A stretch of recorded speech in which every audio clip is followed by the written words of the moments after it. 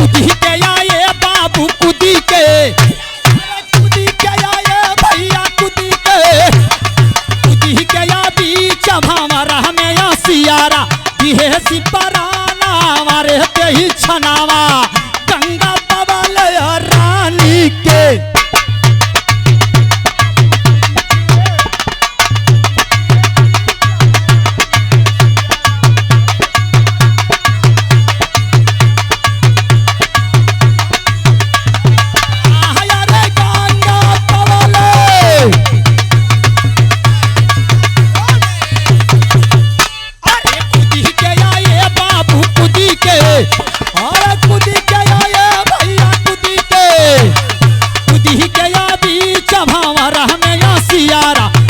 सिपराना हमारे जाना नावा गंगा पवल रानी।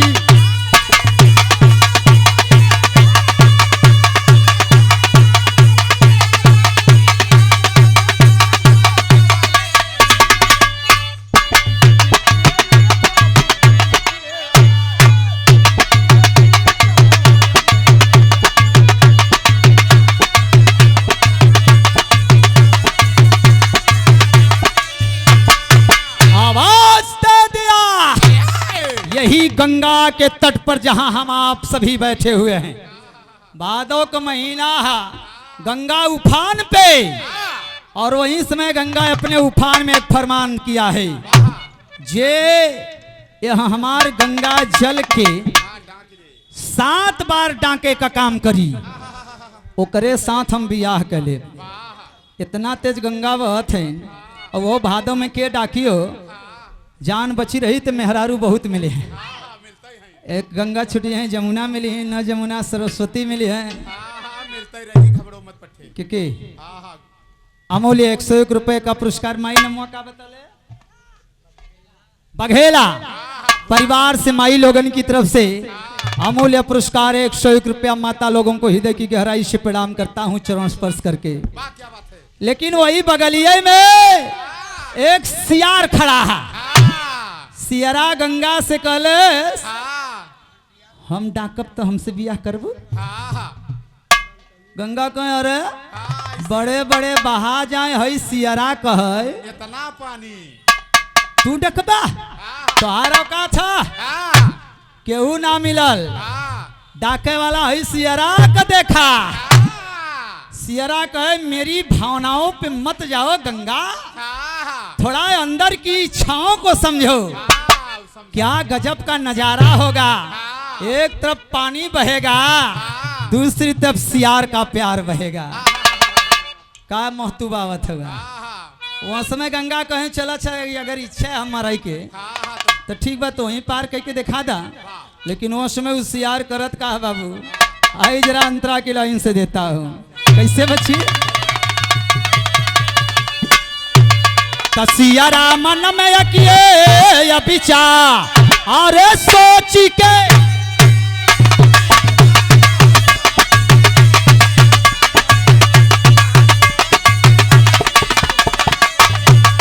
सोच के मना में हुआ ताया साहबिता कुदा लया गंगा धा सुनी के या राजा हो गए। हाय सियरा कुदल है, और जब कुदल हो तो फिर पार कर गई।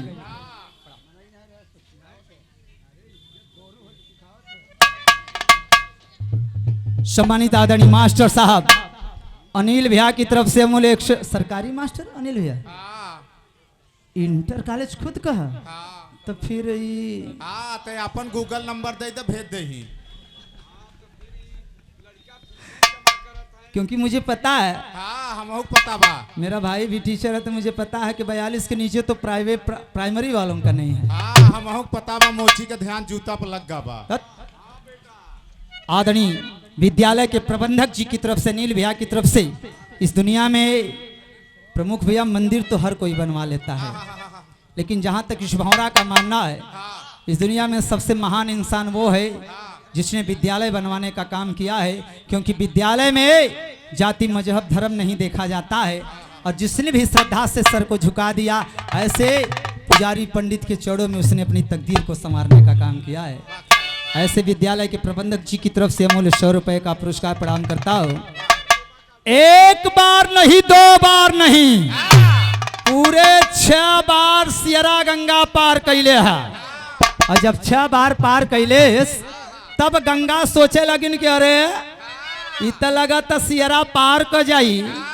और प्रकाश भैया यह चिंता जब गंगा के भइल है तो जब तीसरी 7वीं बार सियरा कुदल, और जब कुदल तो गंगा के देखले, गंगा ए गंगा तैयारी बना के रखा है गंगा, तोहार बियाह है सियारे से होई। सियरवा खुरौछता के खुरौछता? सियरवा कहाँ बा सियरवा? गंगा जी में। और यह सोच के जब सियरा कुदल हा तब तक भइल का बाबू, ये जरा गीत में देता हूँ।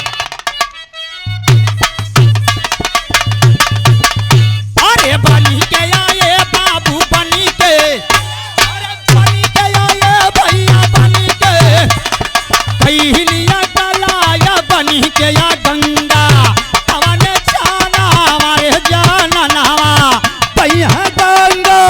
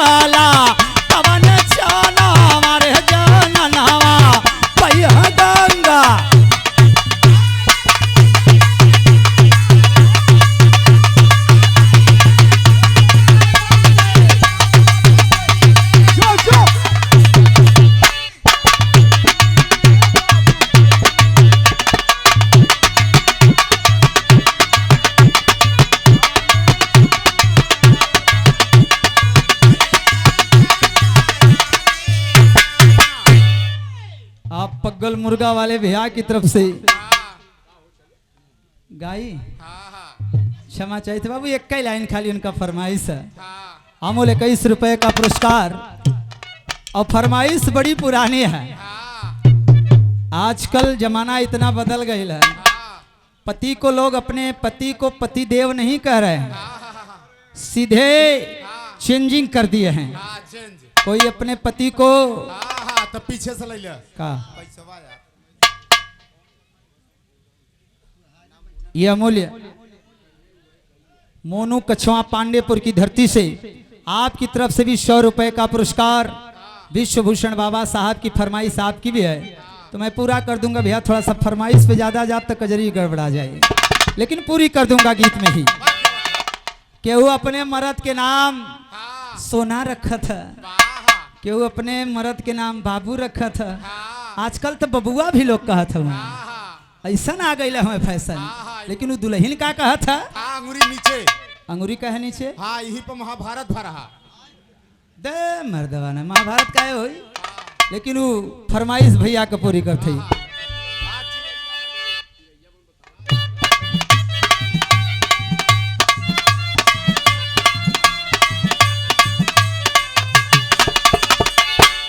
दुल्हन कहले बिया चाली गईला बाहर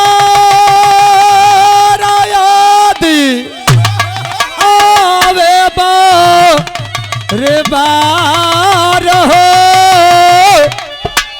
चिरैया बनी के उड़ी गईला। ए आरती ऊ दुल्हन कहते यार कि चिरैया बनी के उड़ी गईला। श्री राम तोहरे धुआं काहे निकला था? हा? जलन हो था का? वो बतावत या चहली गईला बाहर याद आवे बार बार हो, चिरैया बन के उड़ी गईले सैया जी हमार हो, चिरैया बन के।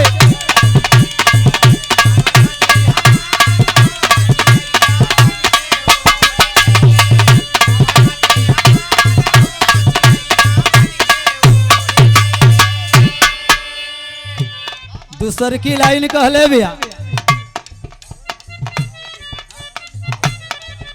पारस भारती जलालपुर 50 रुपया लाइन पे। कौन बकरा? लब्बी बकरा वाले। आजकल बकरा तो हम ना बता सकिला, लेकिन बोकड़ीन का बहुत रेट बढ़ गई है। करे दूधे का के कर बोकरिया के तो बतावे जाते तब से तो बीच में तो बोल दे। जवन बोकड़ी 2000 रुपया में रहल, आज वह बोकड़ी 10,000 रुपया में मिला था। कारण ये है कि दूध महंगा हो जावा। दूध महंगा हो गई है। हाँ?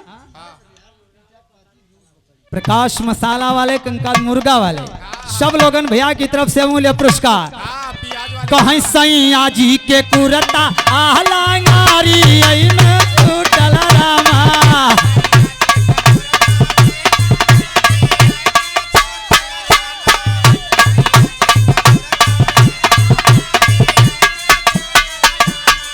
दूल्हा के गमछा वही पालांगी पे छूटल रामा।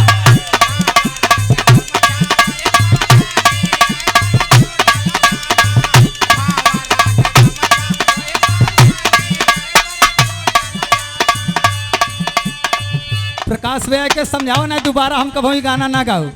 हम कहते राजा के दे गमछा वही पलंगिया पे छूटल रामा, तो कहता कि भौरा का गमछा पलंगिया पे छूटल।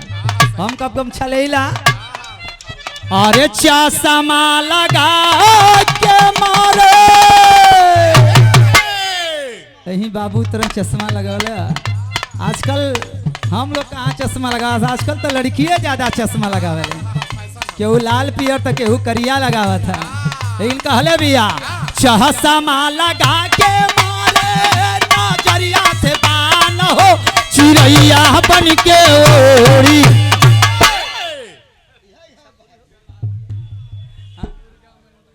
आप मुर्गा मंडी हाशमी भैया की तरफ से मिले 21 रुपया।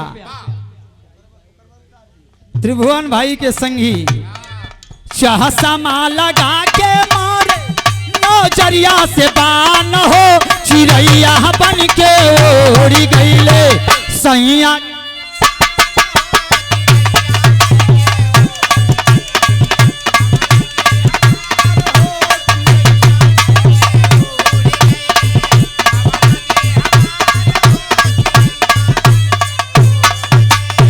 लेकिन आवाज दे दिया। और जब 27 बार पहुंचल हसियार गंगा के बीच में, एक ऐसा भंवर को नचाने का काम गंगा ने किया है। वही भंवर में फसल सियरा, और जब फसल तो अंदर समाहित हो गई। और जब अंदर समाहित भइल, मृत्यु प्राप्त भइल, तो वहां से बहे लागल। और जब बहे लागल तो आजकल आप देखते होंगे, चाहे इंसान हो चाहे जानवर, जहाँ पे कूदता है वहाँ पे नहीं उसकी लाश मिलती। उसकी लाश कम से कम 1, 2, 4, 10 किलोमीटर दूर मिलती है। अभी 1 हफ्ता पहले आप लोगों ने देखा है कि बालक यही भटौली घाट से कूद गया, और जब वो कूदा यहाँ पे तो उसकी लाश जाकर के चुनार में मिली है। यही तरह से सियरा जब मरल है, ओकर लसिया बहुत चुनार किला के पास पहुँचल है। और जब पहुँचल तो लाश तो समाप्त है, लेकिन हड्डी कंकाल बचल है। और तब तक भादों का महीना खत्म हुआ है, गंगा नीचे गई हैं। और जब गंगा नीचे गई तब तक देवलोक से विष्णु और लक्ष्मी भ्रमण करे आ गए। माई विंध्यवासिनी धाम की तरफ बढ़त हुए वहीं चुनार किला पहुँचलन। देख के लक्ष्मी और विष्णु के सियरा का हड्डिया हंसे लागल। लक्ष्मी कहे अरे प्रभु ये कौने का हड्डी है, काहे हंसा दिया? विष्णु कहें कि हड्डी के चक्कर में मत पड़ा, बड़ा भेद है में। यहाँ से आगे बढ़ा, लेकिन मेहरारू कितना जिद्दी होली जाने लगे आप लोग। जब जिद पे आ गई ना तू बतावा, कहीं जब जाना चाहते हो तो सुना। सारी बात को बताया है। ये सियार है, गंगा ने बाजी लगाया था और धोखे से इसे मारने का काम। लक्ष्मी कली कि अगर एक धोखे से मरलिन तो गंगा के से बियाह करे के पड़ी। और इतना कह करके गंगा को आह्वान किया है। और जब आह्वान किया है तो सियरा के कलिन की दूसरा जन्म में तोहार बियाह गंगा से हो जाई। और दूसरा जब जन्म भइल है सियरा के, तो सियरा के जब जन्म भइल तो का बन के जन्म लिहले है। आइए जरा टेरी की लाइन से देता हूं, कैसे बच्ची?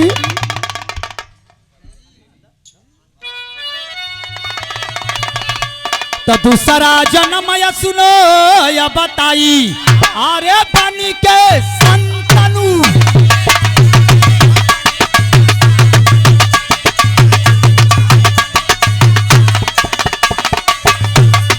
बनी के या संतनु गई ले आई, रचल या शादी स्वयं बताई, गंगा के या बसात में राजा संतनु बन के वह सियरा जन्म ले लेस। और जब जन्म ले लेस तो विधि का विधान देखिए कि गंगा को विवश हो करके सियार रूपी संतनु से शादी करना पड़ा है। शादी तो गंगा कली लेकिन एक वचन ले लेन, बियाह तो करत है लेकिन हमार तो आर मिलन के बाद जो लड़का पैदा हुई तो हम लड़का देव ने अपने अंदर समाहित कर ले। संतनु कहे हमें तो वहीं से मतलब है, लड़की लड़किया से का मतलब है। और यही सोच करके संतनु ने आखिर संबंध बनाया है। एक दो नहीं पंचो बल्कि 7 पुत्रों को गंगा जी ने अपने अंदर प्रवेश लिया है। और जब 8वां पुत्र का बात आई तो संतनु कभी हर चौथापन लग गए। सोचलन कि बुढ़ाई में मेहरारू से का मतलब है, लड़का साथ दे ही ना। और यही सोच करके संतनु 8वें पुत्र को हाथ में ले आया, मुझे आपसे मतलब नहीं है, मुझे ये बेटा चाहिए।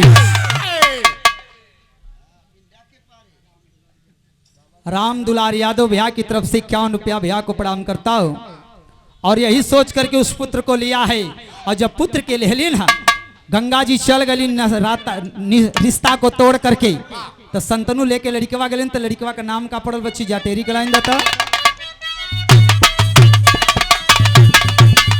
अरे पढ़ी गया ये बाबू पढ़ी गया, पढ़ी गया ये भैया पढ़ी गया, पढ़ी गया भी समादा नामा तबला नामा रे जाना नामा पनी गए गंगो।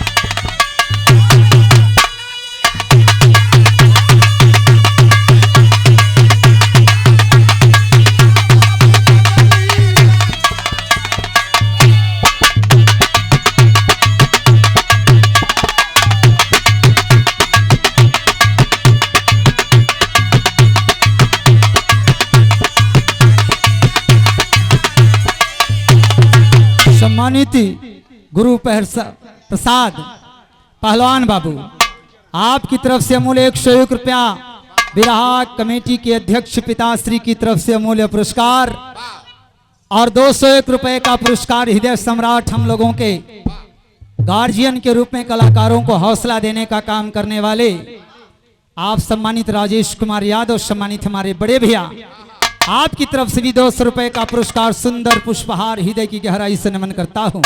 आवाज दिया है जवान लड़कवा पैदा भइल वही का नाम दादा भीषम पड़ल है।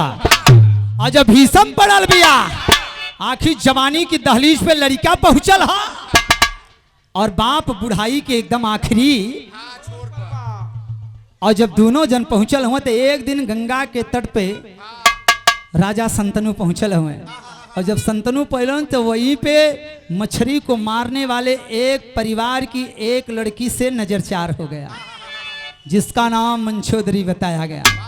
और जब भइल हा तो उन्हें पता ना है कि वही लड़की से उनका लड़कवा प्यार करत है। अब मामला फंस गई, लड़की एक बाप और बेटवा दोनों वही से प्यार करत हुए। श्री राम, बाप भी प्यार कर रहा है, बेटा भी प्यार कर रहा है।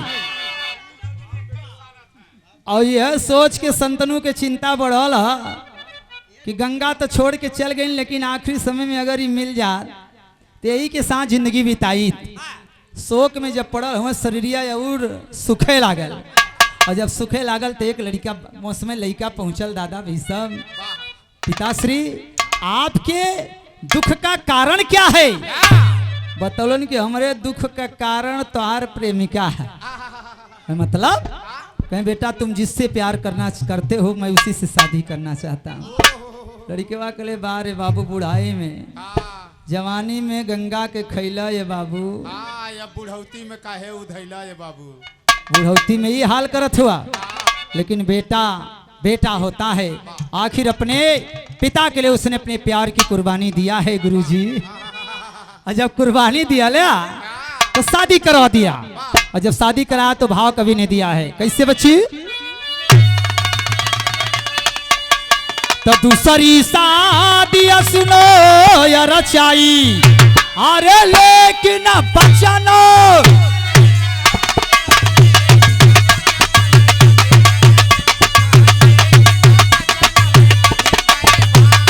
लेकिन बचन में बधी गए भाई, दादा भीषम रहे समझाई, करह बना शादी एहे पंचो। जिस समय उस दुल्हन से शादी करने के लिए, मन चौधरी से शादी करने के लिए जब पहुंचे हैं, और जब पहुंचे हैं उस समय उनके पिताश्री ने एक वचन मांग लिया, शादी तो मैं अपनी बेटी का आपसे कर दूंगा, लेकिन आप तो आखिरी स्टेज पर हैं, आप मर जाएंगे, और जब आप मरेंगे तो आपके राज्य का राजा ये दादा भीषम बन जाएंगे, तो मेरी बेटी तो जिंदगी बेकार हो जाएगी ना।